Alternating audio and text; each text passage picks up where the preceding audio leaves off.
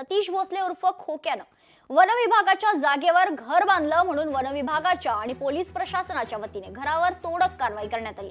त्यानंतर त्या जागेवर वन विभाग आता खरं तर चर खोदण्याचं काम करतंय। मात्र जर या जागेवर अगोदर अशा प्रकारे काम केलं असतं तर त्या ठिकाणी सतीश भोसले उर्फ खोक्यानं अतिक्रमण केलं नसतं आणि खरं तर घर तोडण्याची वेळ आली नसती। आता या जागेवर कुणीही अतिक्रमण करू नये यासाठी आता वन विभागानं चर खोदण्याचं काम सुरू केलंय।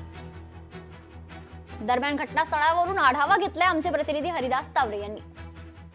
आपण सध्या ज्या ठिकाणी सतीश भोसले उर्फ खोक्याचं जे घर आहे त्याच भागामध्ये आहोत। या ठिकाणी मी तुम्हाला या ठिकाणी दाखवू शकतो की जवळपास एक नव्हे दोन नव्हे तर 8 JCPच्या माध्यमातून या भागामध्ये जे आहे ती चर खोदण्याचं जे काम आहे ती या ठिकाणी केलं जातं आहे। वन विभागाला हे उशिरा सुचलेलं शहाणपणच म्हणावं लागेल, कारण गेली अनेक वर्ष ही जी जागा आहे ती या ठिकाणी अशीच पडून होती। मात्र या ठिकाणी ज्यावेळेस सतीश भोसले उर्फ खोक्याचं ज्यावेळेस घर पाडलं गेलं त्यानंतर तिसऱ्या दिवशीपासून हे जे आहे ती या ठिकाणी चर खोदलं जात असल्याचं या ठिकाणी पाहायला मिळतंय। आणि वन विभागाने जर अगोदरच हे जर केलं असतं तर या ठिकाणी सतीश भोसले उर्फ खोक्याचं या ठिकाणी घर झालं नसतं आणि विनाकारण त्या ठिकाणी त्यांचं जी बांधकाम असेल किंवा ज्या ठिकाणी ही तोडफोड झाली ही तोडफोड या ठिकाणी झाली नसती। त्यामुळे आता प्रशासन या ठिकाणी जर चर खोदत असेल, पाणी अडवा माती अडवा पाणी जिरवा या ठिकाणी जर करत असेल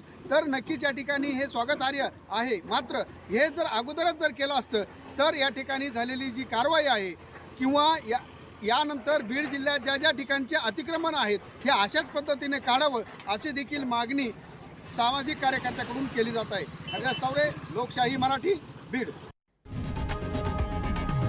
लोकशाही मराठी ऐका, पहा, जागरूक रहा।